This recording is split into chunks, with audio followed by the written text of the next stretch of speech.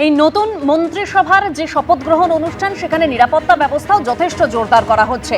আমি সেখান থেকে শান্তনদার কাছে যাব। শান্তনদা, নতুন মন্ত্রিসভার শপথ গ্রহণ অনুষ্ঠানে একদম একঝাঁক নতুন মুখ, তরুণ মুখও সেখানে রয়েছে। স্বাভাবিকভাবে একটা প্রত্যাশা থাকে যে কাজের গতি অনেক বেশি হবে। এই যে মন্ত্রিসভা গঠন হবে সেক্ষেত্রে প্রথম অগ্রাধিকার কি হবে, কি বার্তা দেবে? দেখুন, মানুষের কাজ করা, আমরা মানুষের কাজ করার জন্য এসেছি।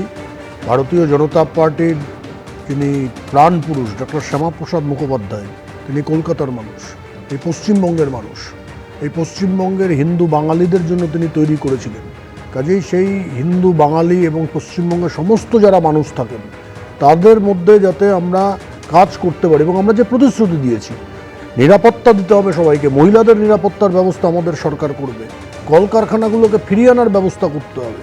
যে বাংলাতে এককালে গর্ব করা হতো আমাদের শিল্পের ব্যবস্থা নিয়ে, সেই পশ্চিমবঙ্গে তৃণমূলের 15 বছর আর তার আগের 34 বছরে একটা বন্ধা শিল্পাঞ্চলগুলো একেবারে ধসে পড়েছে, কর্মসংস্কৃতি বিমুখ রাজ্য হয়েছে। তার জন্য এগুলো ফিরিয়ে আনার জন্য আমাদের সরকার চেষ্টা করবে, এবং সবথেকে বড় কথা হচ্ছে যে মানুষ ভরসা করতে পারবেন, আর ভয়ের মাধ্যমে কিছু হবে না। ভয় দেখিয়ে, জোর করে, জুলুম করে, অত্যাচার করে কোথাও কোনো ঘটনা যাতে না ঘটে, সেটা বন্ধ করে মানুষের ভরসা যেটা, জনগণের ভরসা যেটা, এটা এই সরকারের কাজ। এবং পশ্চিমবঙ্গের মানুষের কাছে আমরা কৃতার্থ। আজকে সত্যি কথা বলতে গেলে ভারতীয় জনতা পার্টির ইতিহাসে সবথেকে বড় জয়ের দিন, কারণ শ্যামাপ্রসাদ মুখার্জি যেখান থেকে রাজ্যটা শুরু করেছিলেন আর যে রাজ্যটা তৈরি করেছিলেন শ্যামাপ্রসাদ নিজে, সেই রাজ্যে তার দল ভারতীয় জনতা পার্টি প্রথমবার ক্ষমতায় আসলো এবং এত মানুষের আশীর্বাদ নিয়ে ক্ষমতায় আসলো।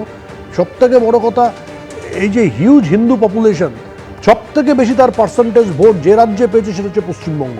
অন্য কোনো রাজ্যে বিজেপি এত পরিমাণ হিন্দু মানুষের সমর্থন পায়নি শতাংশের হিসাবে।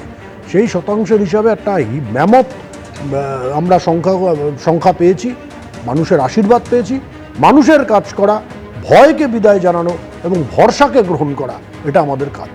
একদম শান্তনদা বলছিলেন যে ভয়কে বিদায় জানানো। আমি আসবো মনিদা। হ্যাঁ, আমি একটা কথা বলতে চাইছি শান্তনদাকে, যে শুধুমাত্র হিন্দু ভোট নয়, মানে ধরা যাচ্ছিল যে নর্থ বেঙ্গলে যে মানে মুর্শিদাবাদ, মালদা, বহরমপুর এইসব জায়গাগুলোতে নাকি এখানে সিটগুলো 70টা সিট তৃণমূলের প্রথমে আসবে, তারপর থেকে বাকি রেস্ট অফ সিটের ক্যালকুলেশন হবে। কিন্তু দেখা যাচ্ছে মুসলিম ভোটও খুব পাওয়া গেছে। আমি খোঁজ করে দেখলাম যে মুসলিম হিন্দু এই নিয়ে তো ভোটটা হচ্ছিল, কেন এত মুসলিম ভোট, পুরো লোকাল লিডারদের যে দাপাদাপি, সেইটার থেকে মুসলিম হোক আরও যে জাতির হোক তারা কিন্তু এটা সহ্য করতে পারেনি। আমার শান্তনদার কাছে একটাই কোয়েশ্চেন, যে দেখুন এই যে লোকাল লিডারদের দাপাদাপিগুলো এখন থেকে কিন্তু অনেকটা শুরু হয়ে গেছে, এইটা বন্ধ করাটা কিন্তু প্রথম কাজ। এবিপি আনন্দ, এগিয়ে থাকে, এগিয়ে রাখে।